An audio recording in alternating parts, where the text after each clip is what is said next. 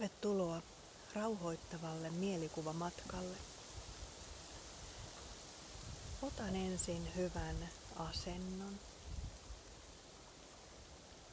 Voin joko istua tuolilla tai halutessani mennä makaamaan sängylle tai pehmeälle matolle.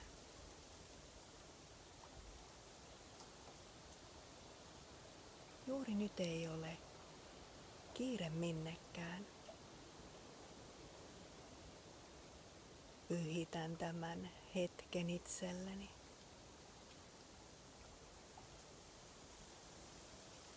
Annan keholleni luvan rentoutua pikkuhiljaa.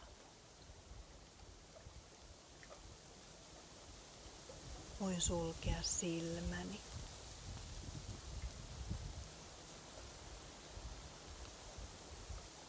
Ja keskittyä vain olemaan läsnä keholleni ja kehossani.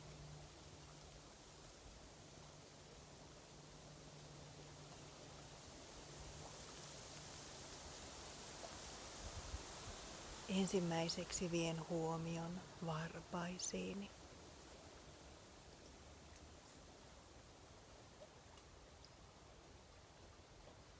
Varpaani rentoutuvat.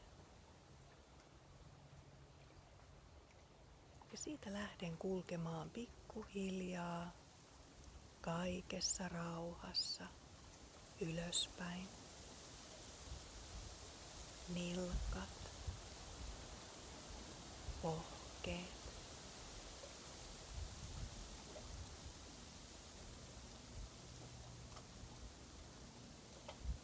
polvet,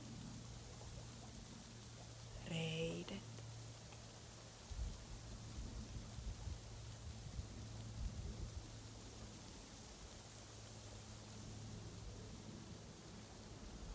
lantion seutu,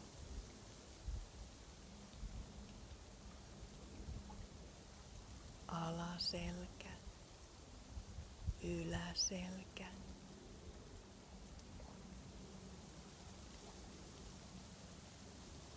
sitten siirrän huomioni alavatsaan ja annan sen täysin rentoutua. Nyt ei tarvitse vetää vatsaa sisään, vaan vatsa saa oikein luvan kanssa pullottaa rennosti. Niin, että hengityksellä on mahdollista kulkea sinne alavatsaan asti.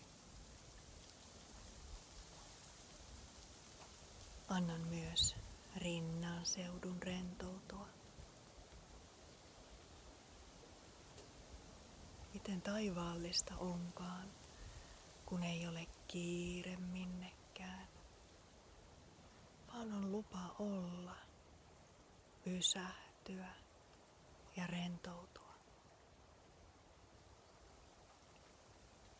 Voin hengittää muutaman kerran syvään sisään nenän kautta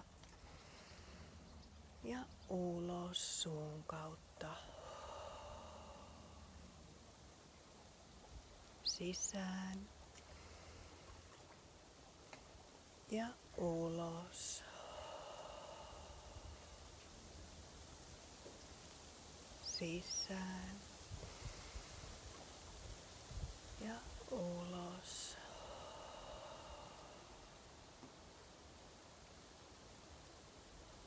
Tunne, miten kehoni rentoutuu entisestään. On lupa päästää irti kaikista jännitteistä. Pikkuhiljaa.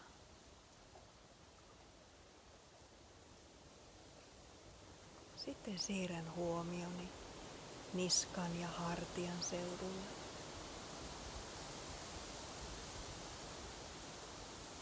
Ei tarvitse kantaa mitään taakkaa. Päästän irti taakoista. Tunnen, miten oloni kevenee. Ja kädetkin rentoutuvat. Ja ne painavat sylissäni.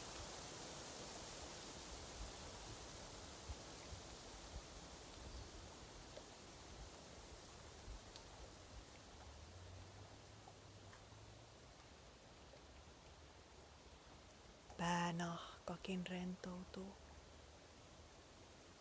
Sielläkään ei tarvitse pitää mitään jännitystiloja.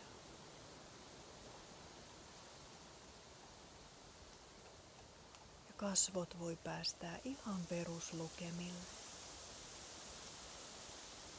Ei tarvitse pitää mitään ilmettä. Voi vain olla. Otsa rentoutuu. Posket rentoutuvat. Ja pienet lihakset silmien, nenän ja suun ympärillä rentoutuvat.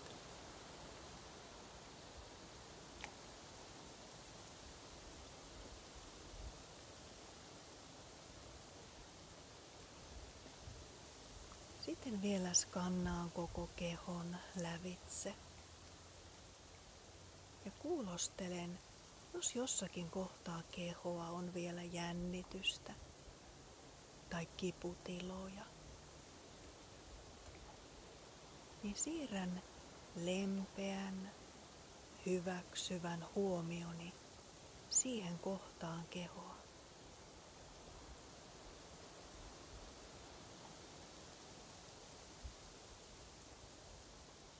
Kipua tai jännitystä ei kannata vastustaa, sillä se vain silloin lisääntyy. Joten pyrin hyväksymään tuon kipeän tai jännitteisen kohdan kehossani. Voin sanoa sille mielessäni, olet hyvä juuri sellaisena kuin olet.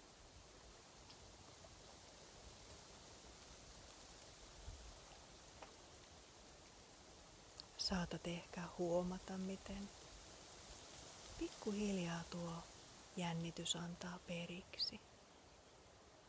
Ja ehkäpä kipukin hieman lievenee.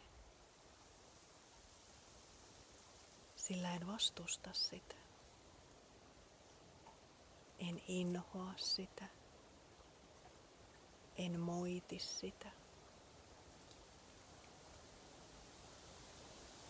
Vaan hyväksyn sen juuri sellaisena kuin se on tällä hetkellä.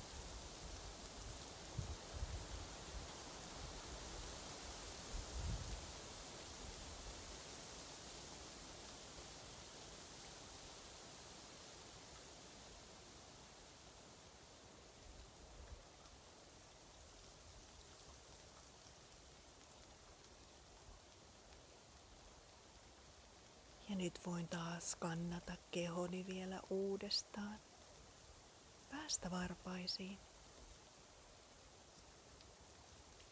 Ja voin toistaa saman, jos vielä jossakin kohtaa on jännitteitä. Niin kiinnitän siihen kohtaan lempeästi huomiota. Ja yritän hyväksyä sen jännittyneisyyden juuri sellaisena kuin se on. Se yrittää vain kertoa minulle jonkin viestin. Sillä oikeasti kipu on ystäväni. Se haluaa kertoa minulle jotakin. Ehkäpä väärästä nukkumisasennosta tai huonosta työskentelyasennosta. Ehkäpä liikaa istumisesta. Mutta kun hyväksyn tuon jännittyneisyyden, tuon kivun, ja ymmärrän, että se itse asiassa tarkoittaa minulle hyvää,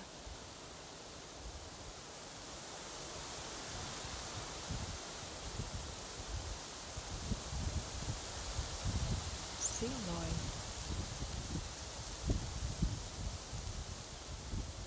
kipu on tehnyt tehtävänsä, kun ymmärrän, mitä se viestittää.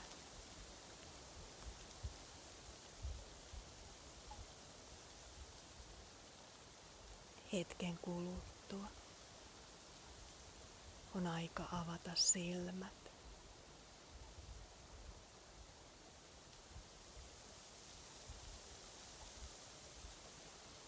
Ja kiittää itseä, että lähdin mukaan tähän rentoutusharjoitukseen.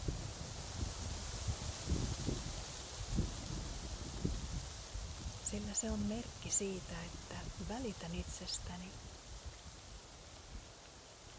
Se on merkki siitä, että haluan hyvää itselleni. Ja siitä on aina syytä olla kiitollinen itselleen. Tulen tietoiseksi siinä tilassa, missä olen. Voin hieman vähäksi aikaa pysähtyä kuulostelemaan, että miltä nyt kehossani tuntuu. Minkälainen oloni on tällä hetkellä.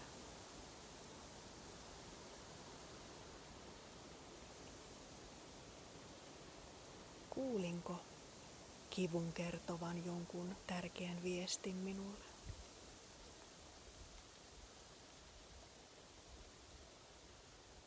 Kiitos.